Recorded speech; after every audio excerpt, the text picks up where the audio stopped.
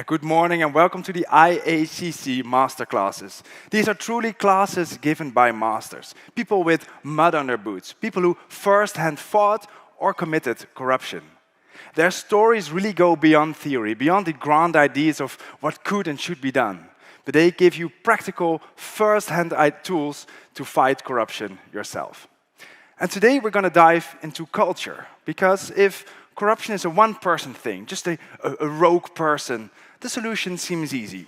It's more difficult than you think, but it's manageable. But what if it's in a culture? What if corruption is not the exception, but the norm?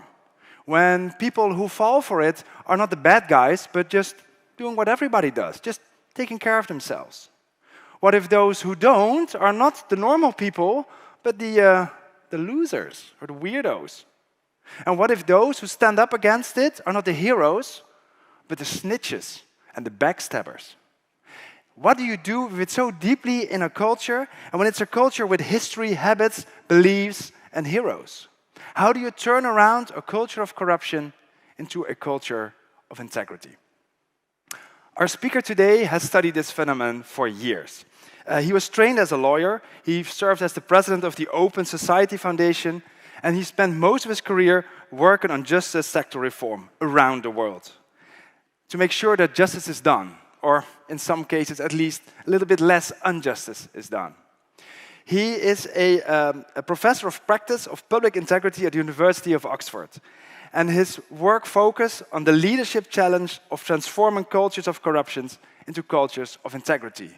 He is a professor and an academic, but not one of those that only studies books and Excel sheets. He has his boots firmly on the ground. Can I get a big round of applause for Professor Christopher Stone?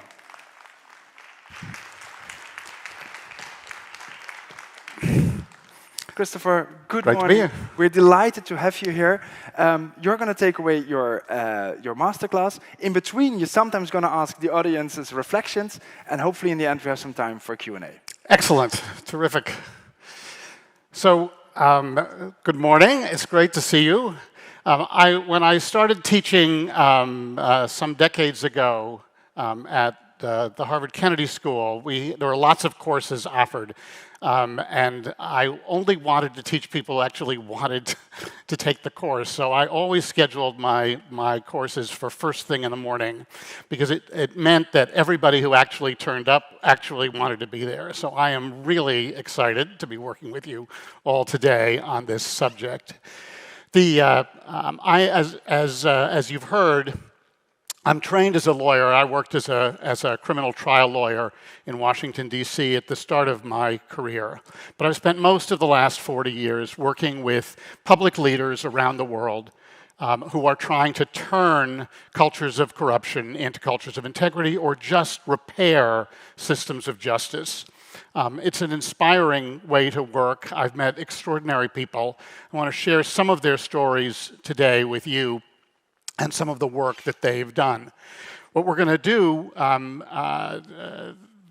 today is talk about what works, and I want to share some stories of people who have successfully turned around cultures of corruption in public institutions they lead. We're going to talk about what doesn't work. We're going to talk about some of the things that seem, some of the campaigns, the anti-corruption campaigns that seem really successful when they get going, but that turn out not to change the culture that they're aiming to change. And we'll talk about what the difference is between those stories, try and get some lessons, draw some lessons out from those stories. A big part of the difference is going to turn out to be about strategy, and we're going to spend the second half of this hour talking together about strategy, about what strategy is, what strategies you might use. One of the things about strategy is if you're going to try and execute a strategy, you need to understand whether you're making any progress, and so we'll talk a little bit about marking progress in that. But perhaps most important, and I hope the thing that you will take away, if nothing else, the hardest lesson I think for a lot of the people who do this to learn is how to sustain the changes you make over time, so that you're changing the culture not just while you are there or your leader is there, But after you're gone, after they're gone, does that culture stay? Does the culture of integrity hang in there? So that's the plan. We're going to focus on stories of people I've known, and I can share some of the struggles they've had, some of the things that went well, and some of the things that didn't. You'll have your own stories, and I hope we can share some of those as we talk. I got into this. I got into this work through police reform, through police corruption. And one of the things I like about working on police corruption is that the police are corrupt everywhere.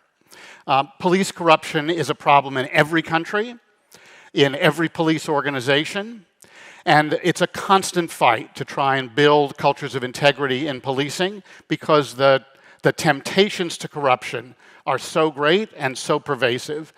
But working on police corruption globally means that no country is preaching to anybody else. Everybody's got plenty of problems of police corruption in their own societies, and so you can really work on trying to turn those around. The police corruption that started me on this journey was in New Orleans, Louisiana, in the United States. This man, Richard Pennington, had been a police chief had been a police officer and then a supervisor in Washington, D.C. He'd built his career in Washington. But in 1994, when Mark Morial became mayor of New Orleans, he needed to find a reforming police chief to come in and deal with the corruption and the problems of crime in New Orleans. And he recruited Richard Pennington to come from Washington, D.C. to New Orleans. The problems that Richard confronted when he arrived in New Orleans are legendary. New Orleans was in 1992 and again in 1994 when Richard got there, it was the murder capital of the country, the highest murder rate in the United States of any city. And the police there were solving only about a third of those homicides, which is about half the national clearance rate for homicide. So there was a lot of violent crime, and the police weren't able to deal with it. But it was far worse than that. Of the 1,500 police officers in the department, the vast majority were probably taking money on the side. The starting salaries were very low, but the opportunities to increase your income were legion. There was a lot of organized crime, and a lot of police started taking money on the side to offer protection or other kinds of assistance to some of the criminal gangs working in New Orleans. The system, in many police organizations, you have this phenomenon where the most powerful person, the highest authority in a police station, isn't the captain who's in charge of the station. It's the lieutenant or the sergeant who's actually in charge of a lot of the side money that people can earn, often arranging for their boss, the captain, to get one of the more lucrative side deals. In New Orleans, this took the form of working as security guards for strip clubs, for bars, for other businesses that were on the edge of the organized criminal world in the city. And there was a huge amount of police officers working those security details for these establishments. So Richard had a problem of a lot of violent crime the police couldn't deal with. He had a problem of a lot of money being earned on the side and a lot of collusion with organized crime. But he also had an extraordinary culture of violence within the police organization itself. On the day that he arrived and was sworn in as police chief, a woman who had complained that 2 days earlier that a police officer she'd seen had seen beating up a teenager in the neighborhood. Kim Gross, the complainant, the civilian, filed a police complaint against this police officer. Within a couple of hours, one of the other police officers had alerted the subject of the complaint that this complaint had been filed about his beating up some teenager, and he ordered a hit by some of the organized criminals he was working with against her. And on the day that Richard was sworn in, Kim was shot dead in front of her home on the orders of this police officer.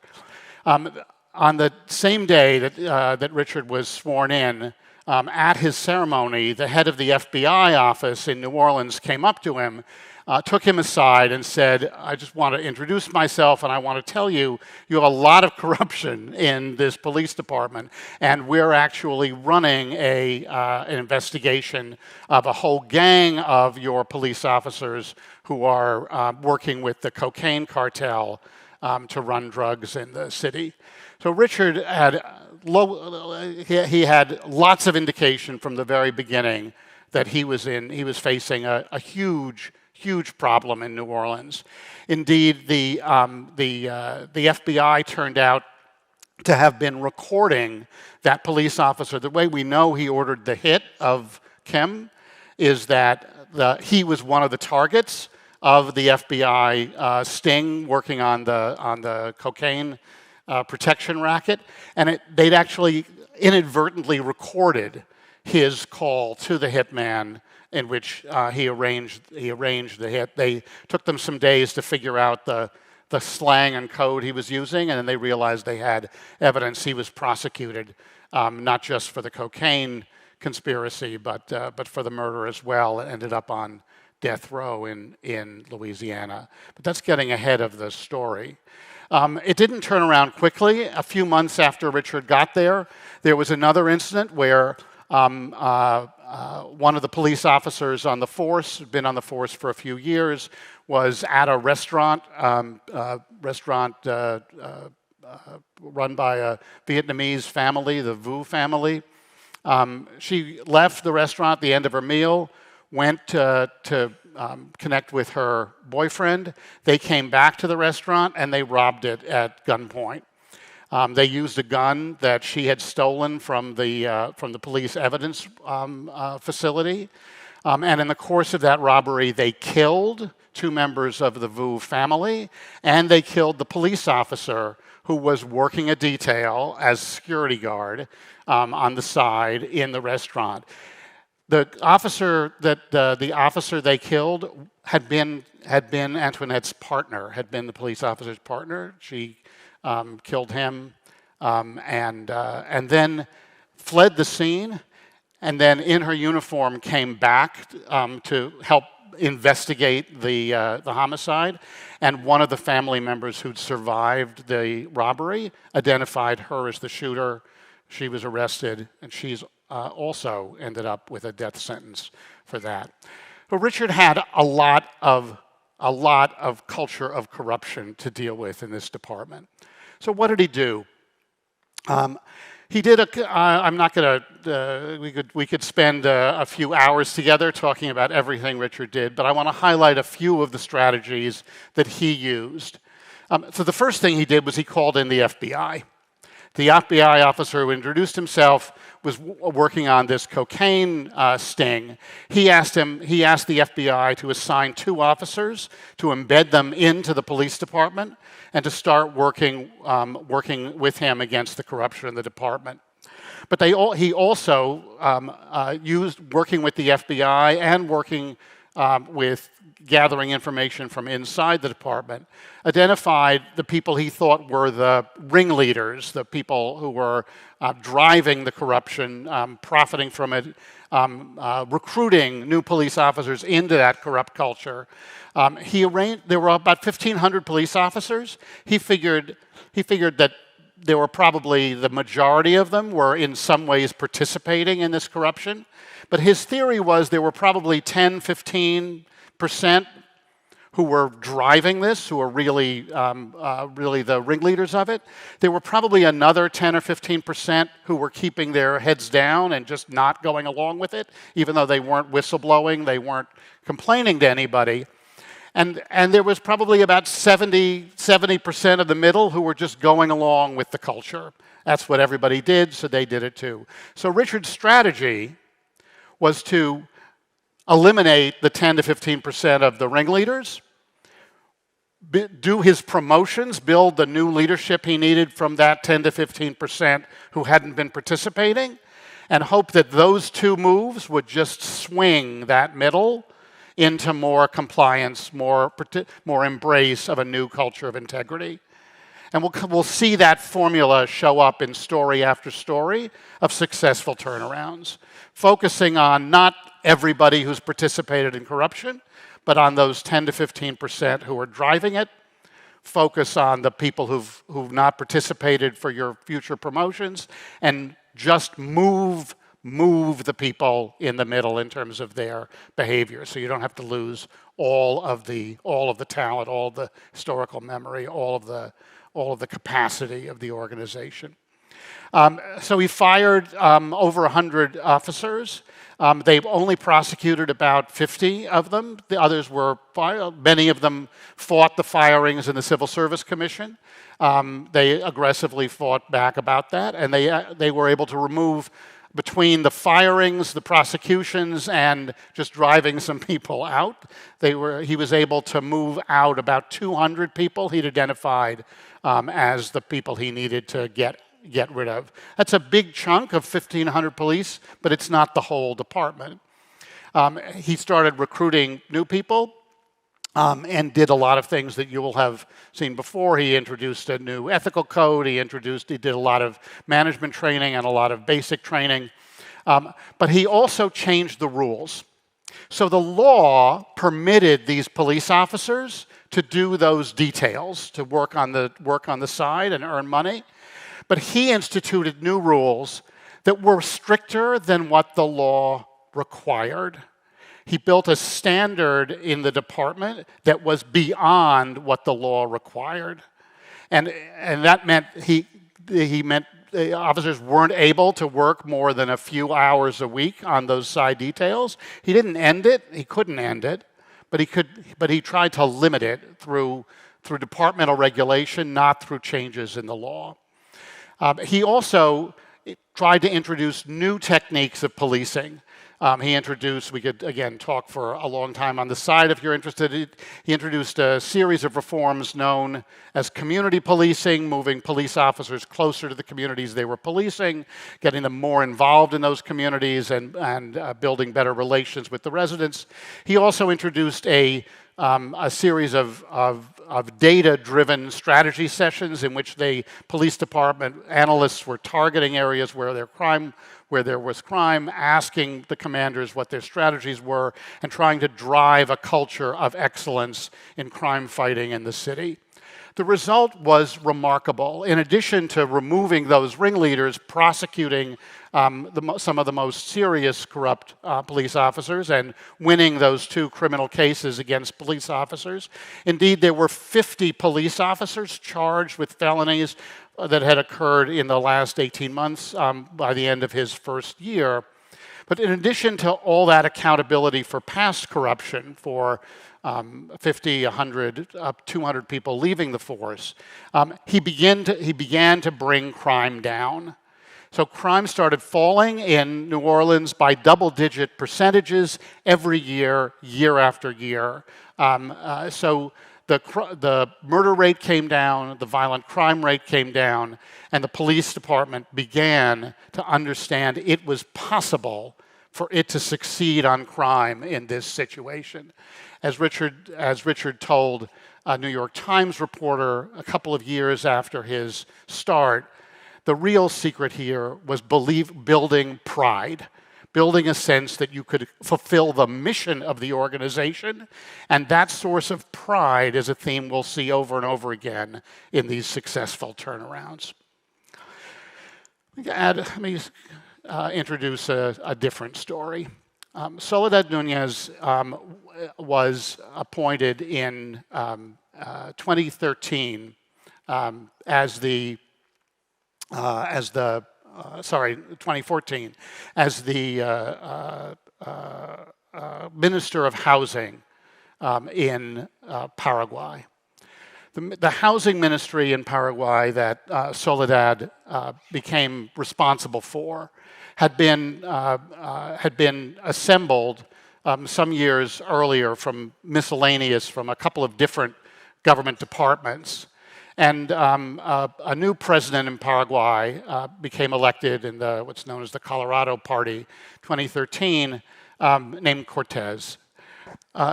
President Cortés was an independently wealthy politician, and so he freed himself from the political patronage system in the country, and was able to appoint people who were not just the politicians, the members of parliament, and the ministries that had been used to profiting from the government positions they inherited. He in the housing ministry, he was eager to see new housing built. The problem in Paraguay, there were about 7 million people in Paraguay at the time, and there was a deficit of housing of about little more than 1 million houses. So there's a huge housing shortage. Housing needed to be built and housing needed to be repaired. A lot of housing that existed didn't have any water, didn't have sanitation. So the housing crisis was not just about constructing houses, it was about making housing habitable. The housing deficit, as they call it in Paraguay, was about 1 million houses. And yet the housing ministry was only delivering about roughly 1,000 new homes a year. It was going to take them forever to try and close that deficit. There was also, the Cortés appoints a technocrat from inside the housing ministry named Naps. Minister Naps comes into the job, not a politician, with a long history in the housing department, tries to turn it around, does an audit, tries to understand where the delays are, tries to understand why he doesn't have the right people in the right places, begins to move some of the people around. But he's not making any progress. And also the politicians who wanted the job and were upset that a technocrat had been appointed to this role were criticizing him right from the start. And within a year, he was unpopular in the press, unpopular with the cabinet, and he was not, most importantly, he was not delivering on the housing reforms. The goal, he set the goal of trying to deliver 29,000 new homes by the end of his first year. They delivered about 2,000 homes, so not even 10% of the target. So unpopular politically, unable to deliver against his own targets. The speculation that Naps would be removed was rife in the press, even less than a year after he took the job. The politicians were probably hoping that the president would appoint one of them to the role, but instead he did remove Naps, but instead he turned to Soledad, a young civil society activist who'd only been part of his government, working on the government's plan on the Open Government Partnership. She'd been part of a young people's NGO working on issues of housing, and he turned to her, this young woman, to lead the housing ministry out of its troubles. The problems she faced were not, she didn't have the homicide problems that Richard had in New Orleans, but she had a lot of corruption too. The department was huge, but it not only wasn't producing housing, what it was mostly doing was producing jobs. Lots of people hired on patronage. The hiring was done absolutely by political party. Of the 3 major parties, each got 1/3 of the jobs. They hired more people than they had official positions for, so there were lots of people on temporary contracts. There weren't enough desks or offices for the people they hired, but they didn't have skills. They were being hired just on clientelist networks. And the procurement system worked similarly. Contracts went to favored favored companies. There were lots of ghost houses constructed. A ghost house, as you will have figured out just from the title, is a house that doesn't exist. The company gets 85% of the money up front for building it. They never build it. They walk away from the contract. They don't get paid the last 15%, but the money goes out and the house isn't there. These schemes were proliferating all over the ministry, and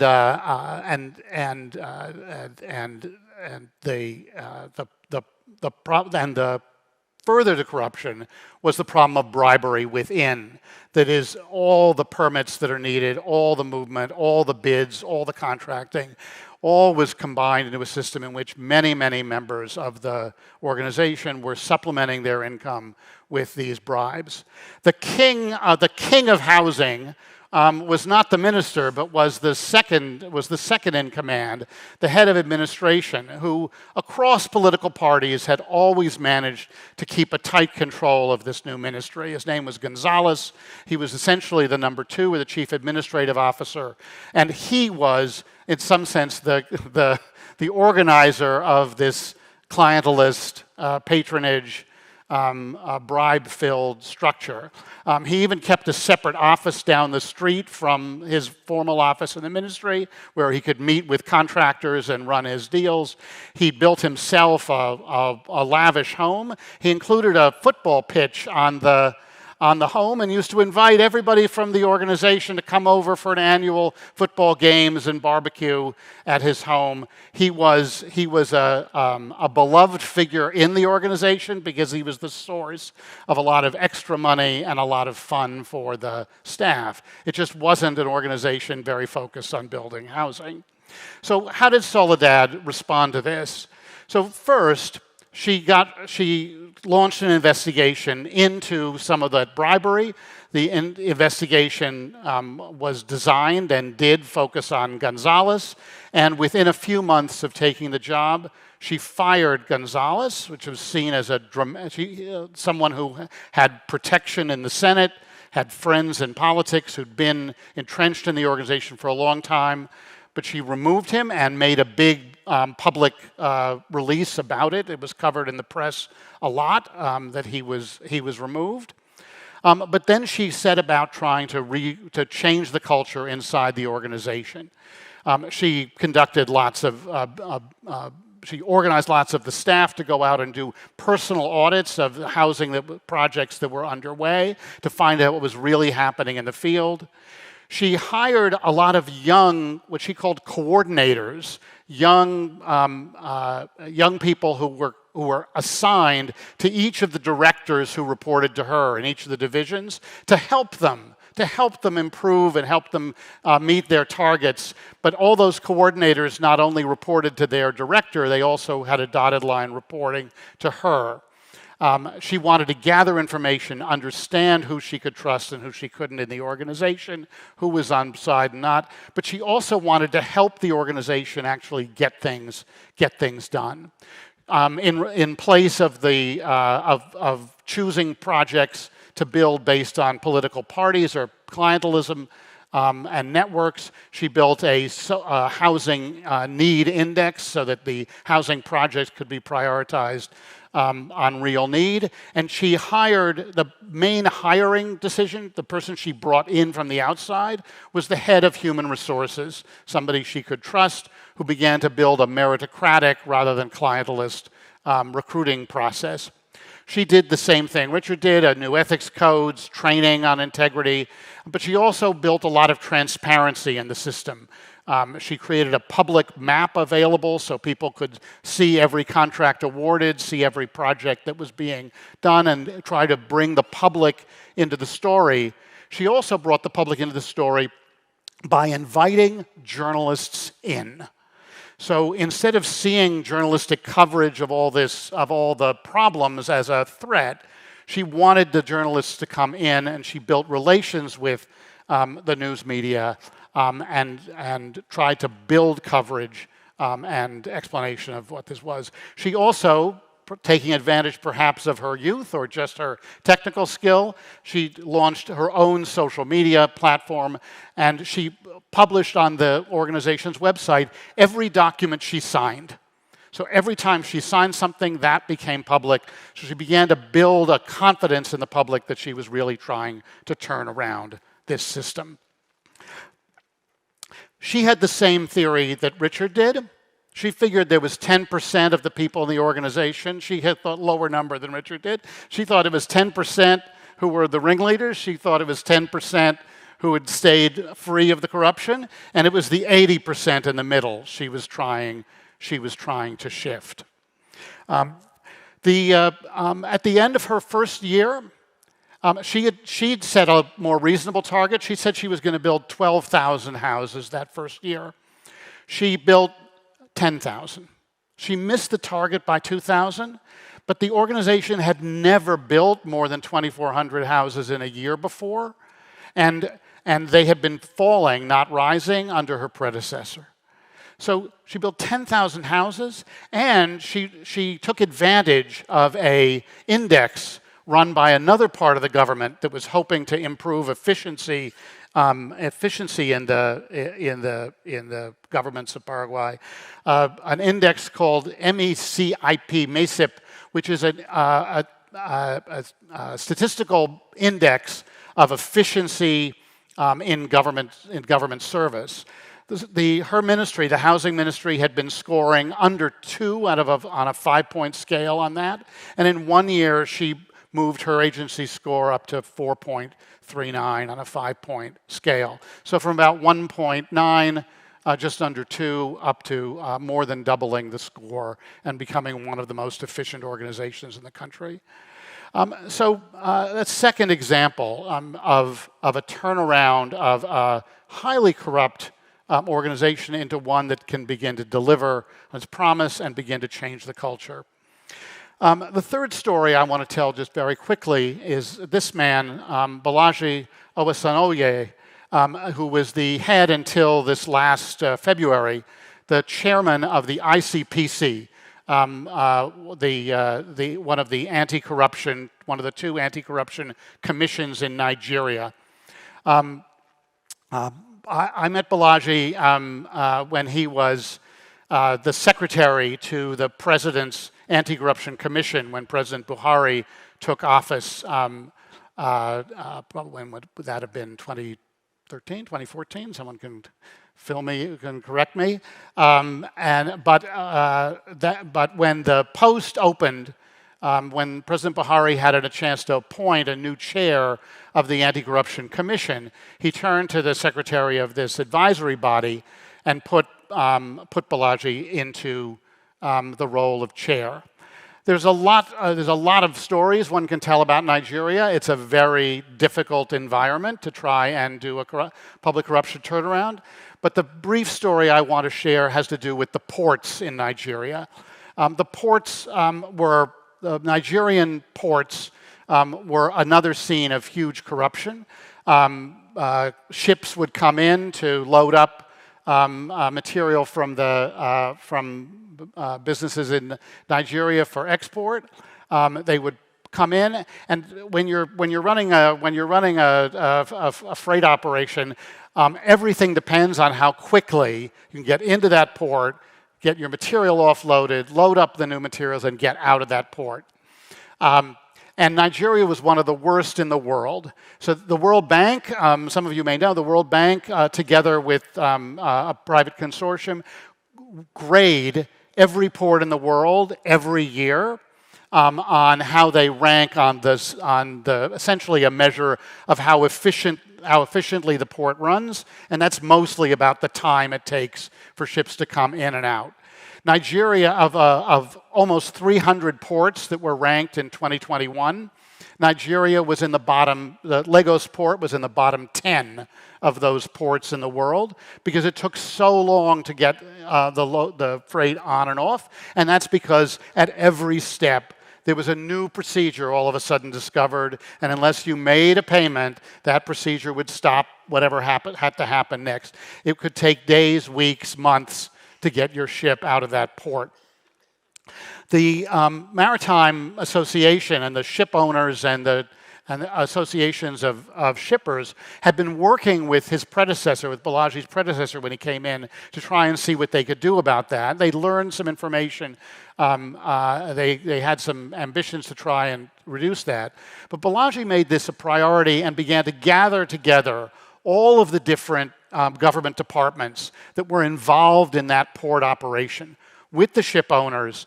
And in just a year, they ended up creating a whole new set of SOPs, of standard operating procedures, a clear set of rules that were understood by all the different agencies and the ship captains about what had to happen. And then he used his convening power to bring these agencies together to establish the SOPs. He wasn't in the lead, he was facilitating a process between all the agencies that were really responsible. But he had prosecution authority, and so he could investigate, they would investigate where the holdups were. They would bring someone in who was criminally implicated. But instead of prosecuting them, they just wanted the information. They wanted to understand how the corruption was working so they could work around it with the procedures. And in under 2 years, they were able to reduce the waiting time for those ships, at least in one account, from over 40 days to 4 days. In the report that was just released a couple of months ago, the latest World Bank report of now over 400 ports around the world, Nigeria, the Lagos port is 13th of 40 sub-Saharan ports, but is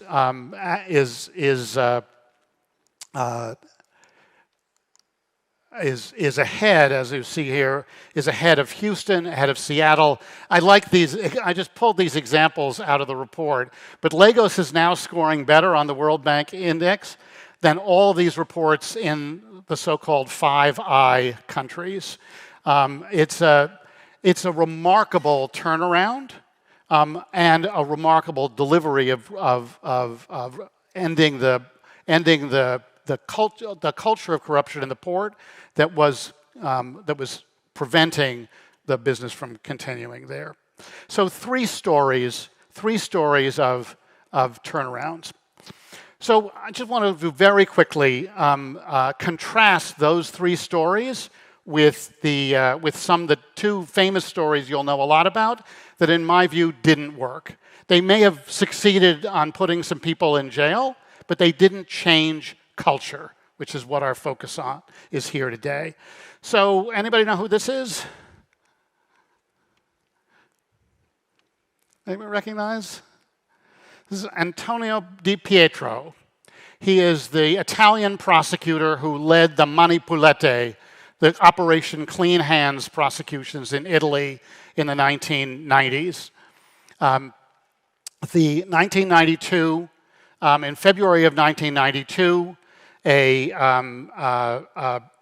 junior politician is accepting a bribe in a cleaning establishment in Milan, gets arrested and charged in that bribery attempt, and the head of his party, the head of the Socialist Party, decides to distance himself from him, just says this is just a bad apple, this is an individual corrupt person, he has nothing to do with the party.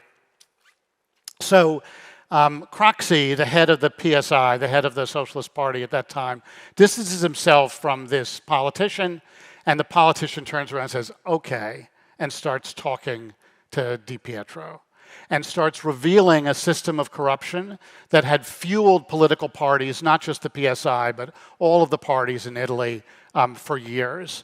That's the beginning of Operation Clean Hands.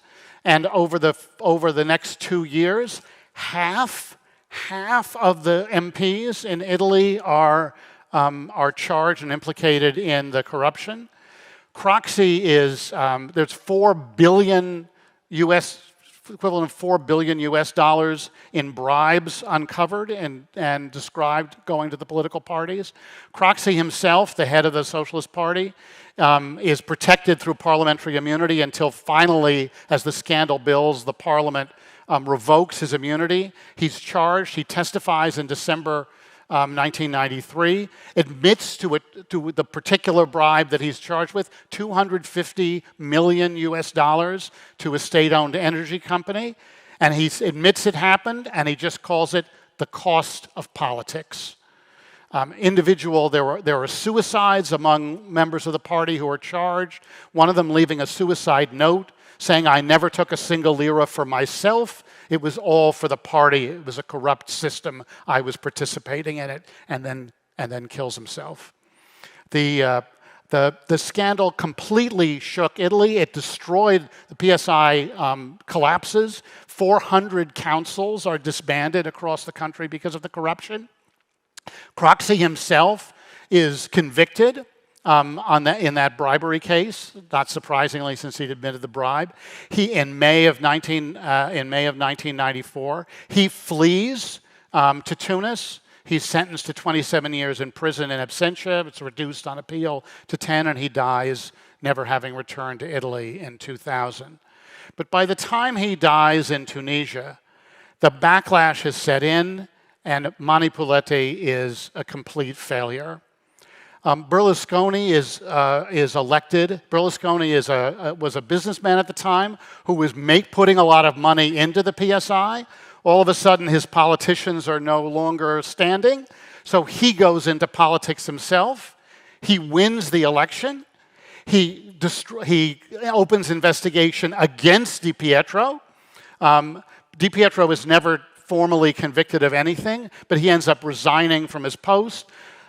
2/3 of the prosecutions fail because the prosecution agency, now on the defensive, doesn't bring the cases in time, and so the 2/3 of the cases go nowhere. And of course, Berlusconi becomes a hugely successful, and some would say corrupt, example of the return of business as usual in Italy. Assessments by all sorts of international organizations and national assessments over the years describe the corruption in Italy as unchanged from the pre-Manipuleti era. So prosecution looks like a dream case, like an amazingly successful criminal justice response, but no change in culture. Anybody know who this is? We're getting a little more contemporary. Who's this? Sergio Moro. This is the this is the investigating judge in Brazil, in charge of the Lava Jato cases. Sergio Moro studies Manipuleti and decides he's going to get it right. He's going to do what they got wrong in Italy, and he's going to turn around Brazil's corruption as a prosecutor, doing what they tried to do in Italy, but he's going to get it to work. Some of you heard yesterday at the Masterclass a little bit about the bribery, the corporate bribery that was going on in Odebrecht and in other in state-owned enterprises in Brazil. The government corruption was enormous. Again, it started with a small case outside of the capital, in the south of the country, at a car wash that was being used to launder money. A state-owned company called Petrobras was at the center of a system of major bribery and kickbacks in government contracts that ran to the billions of dollars. And it was a scandal. The Odebrecht, the construction company, which was the largest construction company on the continent, turned out to be not only implicated in the Petrobras contracts, but also running a bribery ring across the continent. The investigations ended up extending to several countries in Latin America. But I want to focus on this man and the campaign to try and clean up politics and change the culture of corruption in Brazil. Because while the prosecution and the prosecution efforts succeeded in many, by many indicators, there were lots of people arrested, lots of politicians arrested, important CEOs, people who never thought they would be in criminal trouble for corruption in Brazil, were not just arrested, but were sentenced and served time in prison. There were politicians sent to prison, corporate executives sent to prison. The people implicated are huge, but the money involved is also huge. So just one, in the course of the prosecution, just one of the corrupt executives, sorry, not executives, the government officials came back and delivered back $97 million, returned it, admitting that they'd taken this kickback and asking to cooperate. The bribery ring that was run by Odebrecht was paying almost $1 billion in bribes. And when the cases were done, Odebrecht did sign what remains today, I believe still today, the biggest penalty ever imposed in a corruption case anywhere in the world to the Swiss, US, and Brazilian governments, a total of $4.5 billion fine, or fines and penalties, and disgorgement of profits that the company agreed to pay. So that looks like super success, but of course what happens is the backlash against this, as happened in Italy. The reports begin to surface about allegations that Moro was, as a judge, was improperly cooperating with and conspiring with prosecutors on strategy. That begins to discredit some of him and his methods. But more important, the extent of the prosecutions and the extent of the penalties just reaches a point at which the ruling elites in Brazil lose patience with this. You can have your own story. We could talk at length about Bolsonaro's ride to victory. Moro becomes Bolsonaro's justice minister, further discrediting the political neutrality of the prosecutions.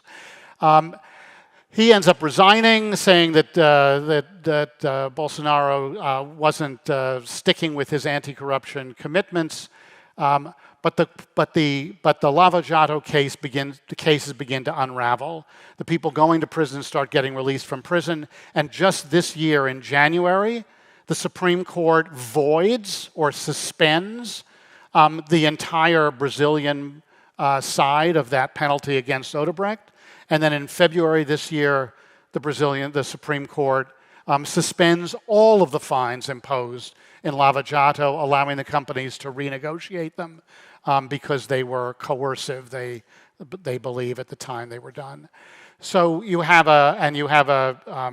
stories in The Economist and elsewhere in the last couple of months talking about this backlash against Lava Jato and how corruption is back in these countries.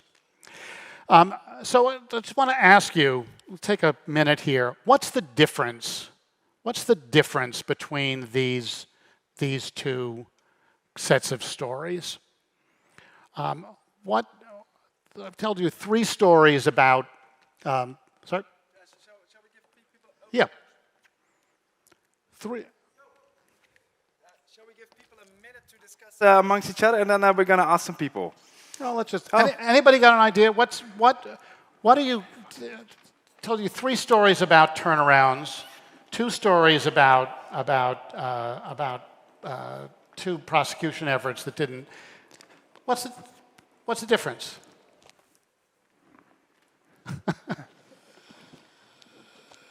I think in the first stories that you told us, there is a change within the root cause, and there is a change that tackles the deeper level of corruption where it begins.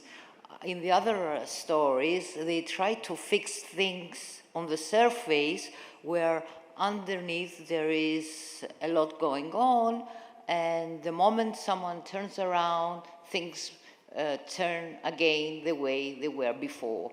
So ethical codes are very important. And right. So getting below the surface, getting to what's happening in the institutions. Anything else you notice a difference about these? Anybody else want to add just something? Yeah. From what I noticed in the successful cases, they didn't try to prosecute everyone or go after everyone, and in this way they only targeted like a select few people, whereas on those cases they kind of tried to go after the whole system, and maybe there was a bigger backlash. At least, yeah, that's my initial thought. Excellent. Yeah. Let's do one more here. Yeah. Also focus on getting back to business and getting some pride back into achieving objectives. Right, absolutely. Yeah. So these three things, all excellent answers. So they worked, the successful stories work institution by institution. They're not trying to take on the whole country. They're trying to understand that's getting down to the root. But the first way you get down to the root is you understand corruption is happening in public institutions. It's not happening in the country as a whole. It's happening in public institutions. And understanding your strategy needs to be institution by institution. Think of Balaji. He's running a national anti-corruption commission. He's got a mandate, but he's building a partnership with the people running the ports, focusing on that institution. He moves institution by institution and thinking about his strategy. There are partnerships in each of these. Remember, you've got the FBI coming into New Orleans. You've got the journalists with Soledad. You've got the port, all the port authorities in Nigeria. Instead, the prosecutors, they're on a crusade. They're out there. They know they need partners, but they haven't got the partners they need. They become the standard bearers, and therefore it's easier to undo them. But most important is that they're using a strategy. The three stories, everybody's using strategy, but the strategies are different. Instead of going after everybody and trying to put everybody in prison and change the laws, they're building a strategy. What is, you all, like, if you deal with corruption, I'm sure you all have strategies. What's a strategy? Give me a definition of a strategy. Here someone says a plan. Can you give us a definition of a strategy? It's prioritizing directions or your kind of activities you want to implement to get the goal or achieve. Okay, so we've heard a plan, we've heard prioritization, so the plan with an order. Anything else? So for me, the most important thing, let's get one, go ahead. It's also about the ability to see your final goal, your final destination. Okay. Right. So you want a goal, you want a list of things, and you want some prioritization. The word I would ask you to add to that definition is sequence. To me, the difference between a strategy and a to-do list is a strategy has a sequence. If it doesn't have a sequence, it's not a strategy. It's just a to-do list. And the point about sequencing your actions, you can change the strategy as you go, but a strategy has a sequence, and those three people I talked about have a sequence. You need in a strategy a way to keep track of things. I'm going to skip this story. This is about South Africa, about the CPI, and about measuring progress. But the point I want to leave you with about measuring progress is notice in the three stories successful, they measured progress by the ability of the organization to deliver on its mission, not by how much corruption they ended. They weren't measuring the corruption, They were measuring crime in New Orleans. They were measuring housing construction and efficiency in Paraguay. And they're measuring port efficiency in Lagos. That's how they're measuring progress. You build pride about the delivery on mission, not scores of how many people you've put in prison.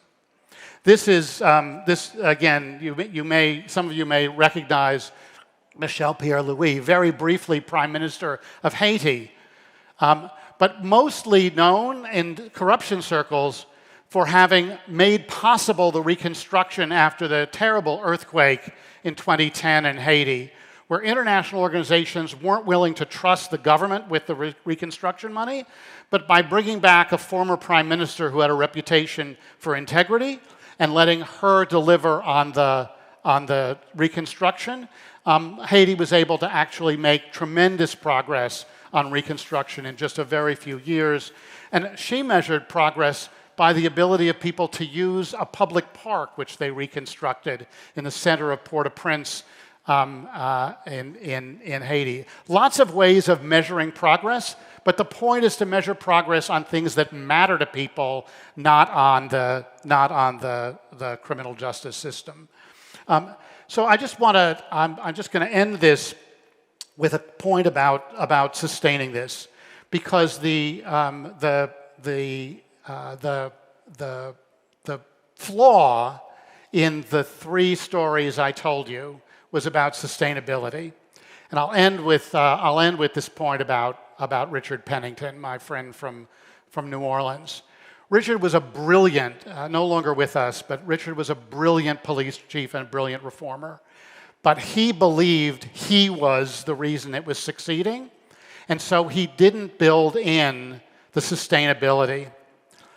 When he left as police chief after 8, almost 9 years, New Orleans had a different mayor, a different inside police chief, and in a few years, things had deteriorated a lot. Richard's lesson from that was he should have he should have invited more outside checks on his authority. He should have done what Soledad did, bringing the journalists in. He should have brought more oversight of the police department, welcomed more outside oversight. He was worried outside oversight would stop him. But in hindsight, he realized he should have done that. And when he went on to lead the Atlanta Police Department, he repaired that flaw and did actually try to bring outside oversight in. So we don't have time today in our hour masterclass to talk more detail about the individual strategies. And you heard at the beginning you weren't going to get a single answer, but I will leave you with a framework for thinking about how to build a turnaround strategy in your own context, in your own organization. And it's just to hold in mind this idea of a menu. But instead of starter, main course, and dessert, think about the menu as past, present, and future. And make sure you eat a full meal. Make sure your strategy is holding somebody accountable for past corruption. You saw the prosecutions, firing, but every one of those success stories, their strategy involves accountability for past corruption. You've probably all seen the leader who comes in and says, I don't know what happened before, but it's a new day now. I'm not going to hold anybody accountable for what happened in the past. Now that I'm here, we're going to all do the right thing. Doesn't work. You have to have accountability for the past. Not everybody, but think about that 10 or 15. Think about the Gonzalez in your department. Everything has to have a present. It's not just now I'm here, I'm not worried about it. The corruption is continuing under your watch, and what are your strategies to deal with the present? And then most important, make sure you have that dessert. Make sure your strategy includes what you're doing about the future. Think about who you're promoting from inside the organization. Are you promoting people who are known for integrity? Think about the artifacts, and we could tell a longer story that's going to hold the culture that you're building even when you're gone. And think about the outsiders you can be inviting in, whether it's journalists or auditors or others who are going to be able to, once they're in, are going to expect to be in, and when your successor comes in, they're going to expect to be able to be inside as well. We don't have time to do more here, but I want to invite you to think about these as strategies you can apply. You can actually make a difference in the organizations you're in. And if you want more you want to see what's on the menu, you can come to the 3-day version of this talk, which is in Oxford next May. We have a little more time to go into more of those strategies. And you can also get more about strategy from any of the 12 papers published as part of the Chandler Papers program that I and colleagues have been involved in over the last 3 years, trying to refine and build with some of the people we've been talking about today, the strategies that work and the strategies we might use in a more successful approach to corruption, institution by institution. So thank you very much for joining me this morning. I'm sorry I've held you a little bit late beyond the time, but I hope that there's some piece of this that will lead you to think this is work you can do, you can succeed in. You can't do it overnight, but you can do it in a couple of years. You can turn around even some of the most corrupt cultures in the world, in any country, in a couple of years. Thanks very much. Wow. I saw people vigorously taking notes. In the end, is it a methodology that you follow, or is it your instincts or your gut feeling? What's the balance? No, it's the methodology is to understand the context, but to use these lessons as you want to hold these people. I hold all these people on my shoulder in the back and whispering in the ear. You watch a reformer come in, and if they're not attending to the past or they're not working for when they leave, you can pull them aside and you can say, you're missing this element. There's not the point about the menu is the menu can change. There are lots of tactics. There are lots of tactics you can use in any of those things. There's no right answer to what you do about past corruption, what you do about the present, what you do about the future. But the methodology is the framework. It's making sure you're attending to all three frames. That sounds fantastic. I wish we had so much more time. There's so much to cover. I hope it really inspired you to take this home and use some things of the menus, tweak it to your liking or to your local cuisine, and hopefully it helps you for the past, the present, and mostly the future. Can I get a big round of applause for Professor Christopher Stone? Thank you. Excellent. Wonderful done. Thank you. This concludes our Masterclass series. We hope to be back maybe in 2 years and maybe even before of that. I wish you a wonderful rest of the conference.